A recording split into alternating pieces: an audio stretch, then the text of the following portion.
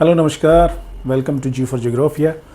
अपने पहले वीडियो में, इसके पहले की वीडियो में मैंने आपको बताया था कि मैं ज्योग्राफी के टॉपिक वाइज वीडियोस बना के आपके सामने लाऊंगा, जो कि आपको एसएससी के एग्ज़ाम्स में और पीसीएस के एग्ज़ाम्स में आपके कॉन्सेप्ट को क्लियर करेगा। और वहाँ पे प्रॉब्लम्स दी जाती हैं, समस्या दी जाती है, उसे आप आसानी से सॉल्व कर सकें। आज की इस वीडियो में मैं आपके सामने लाया हूँ जो टॉपिक, वो टॉपिक है मानसून।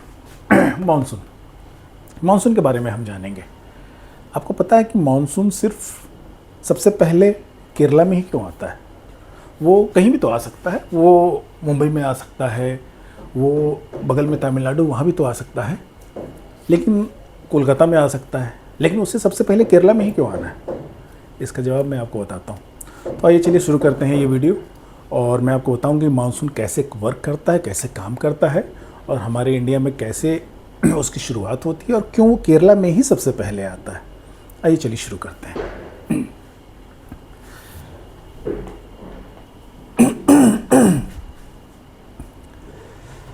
तो आइए आपको बताते हैं, ये जो आप रेड लाइन देख रहे हैं, ये रेड लाइन है 0 डिग्री, जिसे इक्वेटर बोलते हैं, विषुवत रेखा बोलते हैं। इसे मैं यहाँ पे 0 डिग्री दिखा रहा हूँ। ये 0 डिग्री है, यानी इक्वेटर है। ये इक्वेटर है, इक्वेटर के ऊपर हमारा इंडिया है। ये इंडिया इक्वेटर के ऊपर यहाँ पे सिचुएटेड है। लमसम आपको समझाने के लिए मैं बता रहा हूँ। अब होता क्या है कि देखिए, जो बारिश होती है इंडिया में, वो गर्मी के दिनों में होती है, जाड़े के दिनों में नहीं होती, गर्मी के दिनों में होती है। जाड़े के दिनों में जो बारिश होती है उसका अलग कॉन्सेप्ट है, लेकिन गर्मी के दिनों में ही इंडिया में बारिश होती है। ये आपको समझ में पता होना चाहिए। गर्मी के दिनों में होता क्या है? गर्मी के दिनों में चिलचिलाती धूप में पूरा भारत गर्मी से तप जाता है, तमतमा जाता है। और सबसे ज़्यादा असर जो है गर्मी का, सबसे ज़्यादा असर आप देखेंगे थार के मरुस्थल के क्षेत्र में सबसे ज़्यादा उस गर्मी का असर होता है। ये थार का मरुस्थल है। बाकी सारे लैंड एरियाज़ जो हैं सब गर्मी से बिल्कुल तमतमा रहे होते हैं। मई की गर्मियों में, अप्रैल मई की गर्मी में सारे एकदम गर्मी से तपतपा रहे होते हैं। गर्मी से, ज़्यादा गर्मी का क्या मतलब है? ज़्यादा गर्मी से क्या कॉन्सेप्ट है?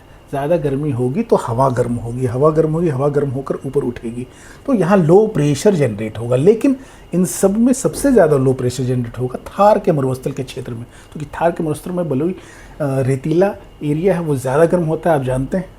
और वहाँ पे जो लो प्रेशर क्रिएट होता है बहुत ज़्यादा, वहाँ बहुत ज़्यादा गर्मी होती है। तो यहाँ पे हवाएं तेज़ी से गर्म होकर ऊपर उठने लगती है। तो ये कि देखिए, मैंने एलपी लिखा हुआ है, ये लो प्रेशर जनरेट होता है। ये थार के मरुस्थल के क्षेत्र में ये लो प्रेशर जनरेट होता है ज़्यादा कंपैरेटिवली। होता क्या है फिर? हवाएं ठंडी गर्म हुई, गर्म होकर ऊपर उठी, और ऊपर उठी, नीचे लो प्रेशर क्रिएट होता है, यानी वो आसपास की हवाओं को अपनी ओर खींचना शुरू करता है। तो खींच रहे हैं, तो हवाएं कहाँ से खींचेंगे? ये लैंड एरिया के बाद क्या है? ये सी एरिया। सिर्फ लैंड से तो नहीं खींचेंगे, सी से भी खींचेंगे ना, समुद्र एरिया से तो भी खींचेंगे हम हवाएं। तो समुद्र एरिया में क्या होता है? अब यहाँ पे थोड़ा कॉन्सेप्ट समझिएगा। ये 0 डिग्री विषुवत रेखा है। विषुवत रेखा पे क्या होता है कि ये 5 से 10 डिग्री उत्तर, 5 से 10 डिग्री नीचे दक्षिण, ये उत्तर की हवाएं इक्वेटर की ओर आती हैं, ये दक्षिण की हवाएं इक्वेटर की ओर आती हैं, और दोनों आपस में टकराकर इक्वेटर पर एक उठती हुई दीवार बनाती है। ये दोनों हवाएं इक्वेटर, चूँकि इक्वेटर पे हमेशा गर्मी रहती है, विषुवत रेखीय जलवायु के बारे में आप जानते हैं, विषुवत रेखा पे गर्मी रहती है हमेशा। और वहाँ पे क्या होता है, यहाँ पे लो प्रेशर रहता है। यहाँ पे जो 5 से 10 डिग्री के क्षेत्र में जो है, ये हवाएं जो है इक्वेटर की ओर बहती हैं। अब ये होता क्या है कि यहाँ इक्वेटर पे हवाएं ये उत्तर से आई और इधर से दक्षिण से आई, और दोनों ओर से आकर टकराकर एक उठती हुई दीवार बना लेती हैं यहाँ पे इक्वेटर पे, जो कि जलवाष्प से लदी हुई होती है, नमी से लदी हुई होती है।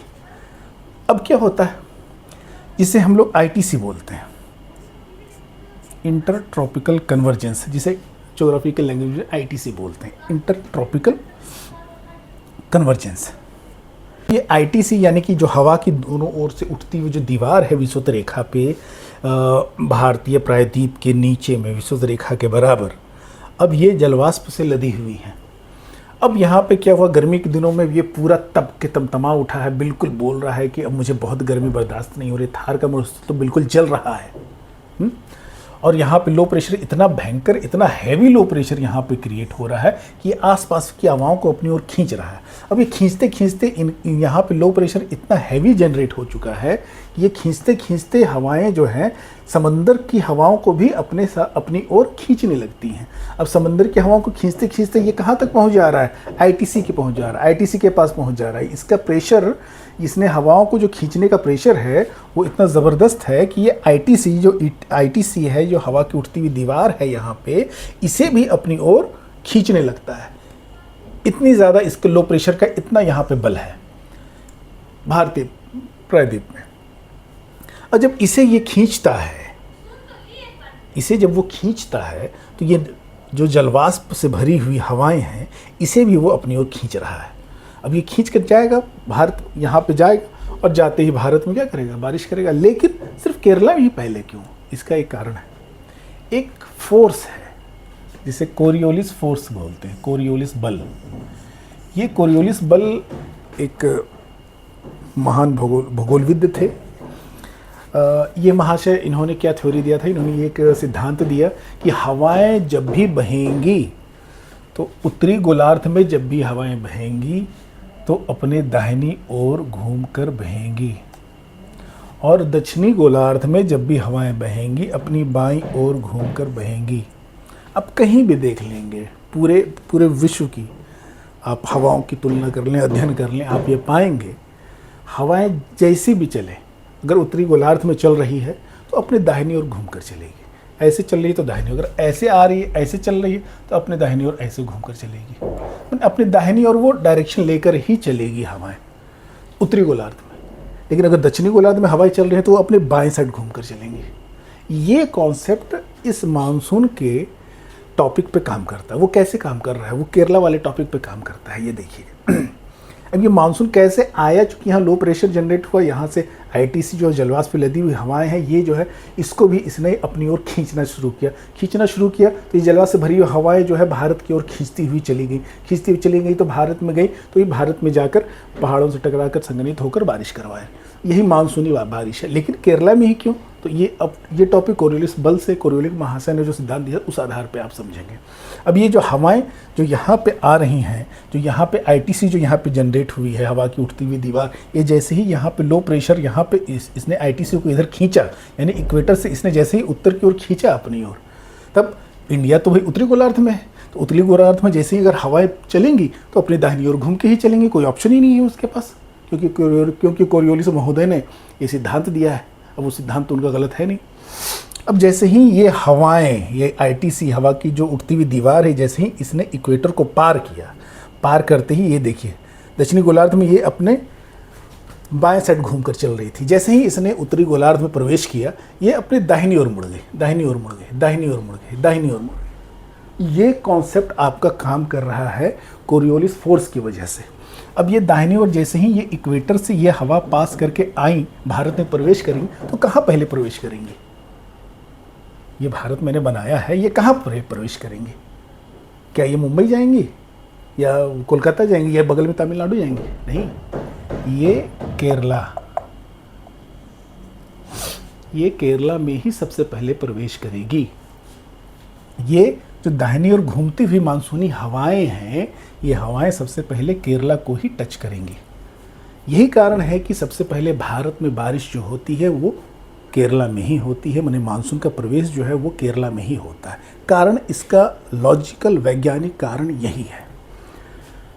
अब ये ओवरऑल आप समझ लें, जो मानसून है, ये मानसून बहुत शॉर्ट में, बहुत सरलता से मैंने समझाने का प्रयास किया। आप ये ओवरऑल एक लाइन में इस तरह समझें कि बारिश कैसे हो रही है। गर्मी के दिनों में पूरा भारतवर्ष गर्मी से बिल्कुल तमतमा उठता है। पूरा लैंड एरिया जो है वो गर्मी से तप कर, हवाओं को गर्म कर हवाएं ऊपर उठती है, लो प्रेशर जनरेट होता है पूरे क्षेत्र में। लेकिन खासकर थार के मरुस्थलीय क्षेत्र में ये लो प्रेशर बहुत ज़्यादा हैवी प्रेशर बिल्डअप होता है, बिकॉज यहाँ पे रेगिस्तानी मरुस्थलीय क्षेत्र होने की वजह से ज़्यादा गर्मी होती है और यहाँ पे जो लो प्रेशर जनरेट होता है वो ज़्यादा हैवी होता है।